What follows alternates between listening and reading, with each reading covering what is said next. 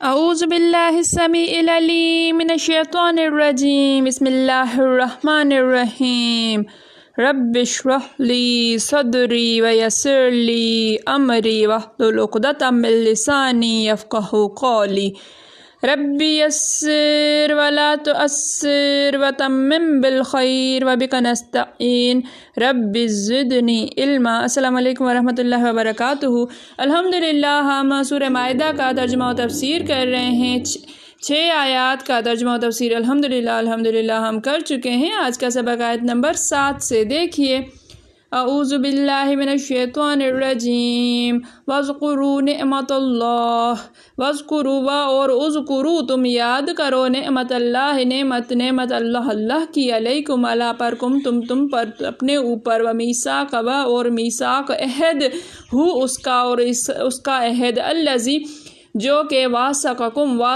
پختہ کیا باندھا تم نے بھی بے سے ہی اس سے تم نے اس سے باندھا جب قل کہا تم نے سمعنا ہم نے سنا نہ ہم نے واطعنا اور اطاعت کی مانا نہ ہم نے مانا واتقوا اللہ اور اتقوا ڈرو اللہ سے ان بے شک اللہ علیم جاننے والا ہے بذات صدور بے سے ذات بات صدور دلوں کی باتوں کو جاننے والا ہے۔ واذکروا نعمت اللہ علیکم اور یاد کرو اللہ کی نعمت کو اپنے اوپر ومیثاقہ الذی واثقکم اور واثقکم بہ اور اس کا عہد جو تم نے باندھا اس کے ساتھ جو تم نے اس کے ساتھ پختہ کیا اذ قلتم سمعنا واطعنا جب تم نے کہا کہ ہم نے سنا اور ہم نے مانا واتقوا اللہ ان اللہ علیم بذات صدور اور ڈرو اللہ سے بے شک اللہ تعالیٰ دلوں کی باتوں کو جاننے والا ہے۔ اور اللہ نے جو تم پر احسان کیے ہیں ان کو یاد کرو اور اس عہد کو بھی جس کا تم سے قول لیا تھا، یعنی جب تم نے کہا تھا کہ ہم نے اللہ کا حکم سن لیا اور قبول کیا اور اللہ سے ڈرو، کچھ شک نہیں کہ اللہ دلوں کی باتوں تک سے واقف ہے۔ اس دین عظیم اور رسول کریم صلی اللہ علیہ وآلہ وسلم کو بھیج کر جو احسان اللہ تعالیٰ نے اس امت پر کیا ہے اسے یاد دلا رہا ہے اور اس عہد پر مضبوط رہنے کی ہدایت کر رہا ہے جو مسلمانوں نے اللہ کے پیغمبر صلی اللہ علیہ وآلہ وسلم کی تابع داری اور امداد کرنے اور دین پر قائم رہنے، اسے قبول کر لینے، اسے دوسروں تک پہنچانے کے لیے کیا تھا۔ اس آیت میں اللہ تعالیٰ وہ والا عہد یاد دلا رہا ہے۔ اسلام لاتے وقت انہی چیزوں کا ہر مومن اپنی بیت میں اقرار کرتا تھا۔ چنانچہ صحابہ کے الفاظ ہیں کہ ہم نے رسول اللہ صلی اللہ علیہ وآلہ وسلم سے بیعت کی کہ ہم سنتے رہیں گے اور مانتے چلے جائیں گے، خواہ جی چاہے خواہ نہ چاہے، خواہ دوسروں کو ہم پر ترجیح دی جائے اور کسی لائق شخص سے ہم کسی کام کو نہیں چھینیں گے۔ باری تعالیٰ عز و جل کا ارشاد ہے کہ تم کیوں ایمان نہیں لاتے حالانکہ رسول صلی اللہ علیہ وآلہ وسلم تمہیں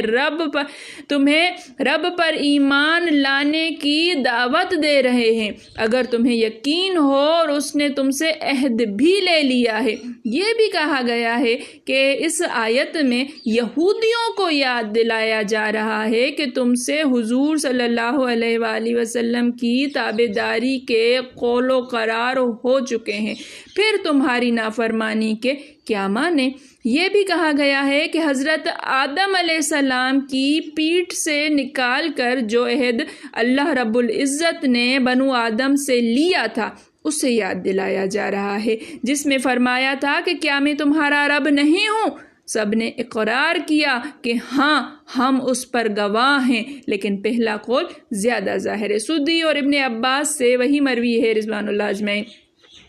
اور امان ابن جریر نے بھی اس کو مختار بتایا ہے۔ ہر حال میں انسان کو اللہ کا خوف رکھنا چاہیے، دلوں اور سینوں کے بھید سے وہ واقف ہے۔ ایمان والوں لوگوں کو دکھانے کو نہیں، ایمان لوگوں کو دکھانے کو نہیں، بلکہ اللہ کی وجہ سے حق پر قائم ہو جاؤ ایمان والوں، اور عدل کے ساتھ صحیح گواہ بن جاؤ۔ اللہ تعالیٰ سمجھنے کی توفیق عطا فرمائے۔ ہم مسلمان ہونے کے ناطے، کلمہ گو ہونے کے ناطے ہم پر فرض بنتا ہے، ہم پر ایک ذمہ داری عائد ہوتی ہے کہ اللہ کے اس کیے ہوئے عہد کو یاد کر رکھیں۔ اللہ تعالیٰ کی ہر حکم کو ہم نے کہا تھا، ہم جب پیدا بھی نہیں ہوئے تھے، جب حضرت آدم علیہ السلام کی پشت سے نکالا گیا تھا،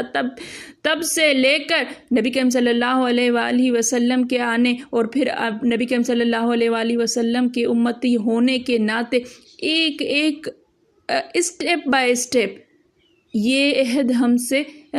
ہمارے اندر جو ہے وہ پیوست ہے، ہمیں یاد رکھنا چاہیے۔ ہم نے کہا تھا سمعنا و اطعنا، اور ہمیں سمعنا و اطعنا پر قائم رہنا ہے کہ ہم نے سنا اور ہم نے اطاعت کی، ہمیں اطاعت کرنی ہے، کیونکہ ہم اللہ کی بندیاں ہیں، اللہ کے بندے ہیں، ہمیں اللہ کے پاس لوٹ کر جانا ہے، ہمارا ہر عمل اللہ کو راضی کرنے کے لیے ہو جائے۔ اللہ تعالیٰ توفیق عطا فرمائے، اللہ تعالیٰ ہمیں دین کی خدمت کی توفیق عطا فرمائے، دین کو سمجھنے کی توفیق عطا فرمائے، دین کا علم ہمارے لیے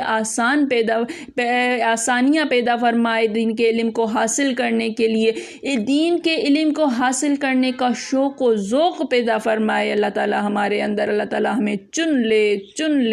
لے دین کی خدمت کے لیے، دین کے علم کی خدمت کے لیے، قرآن کی خدمت کے لیے، اللہ کے کلام کی خدمت کے لیے۔ میرے پڑھانے میں، آپ کے پڑھنے میں، میرے سمجھانے میں، آپ کے سمجھنے میں کوئی غلطی، خطا، بھول چوک ہو گئی ہو تو میں اللہ کے حضور میں توبہ کرتی ہوں اور معافی کی خواستگار ہوں۔ ربنا تقبل منا انک انت السمیع العلیم۔ السلام علیکم ورحمۃ اللہ وبرکاتہ۔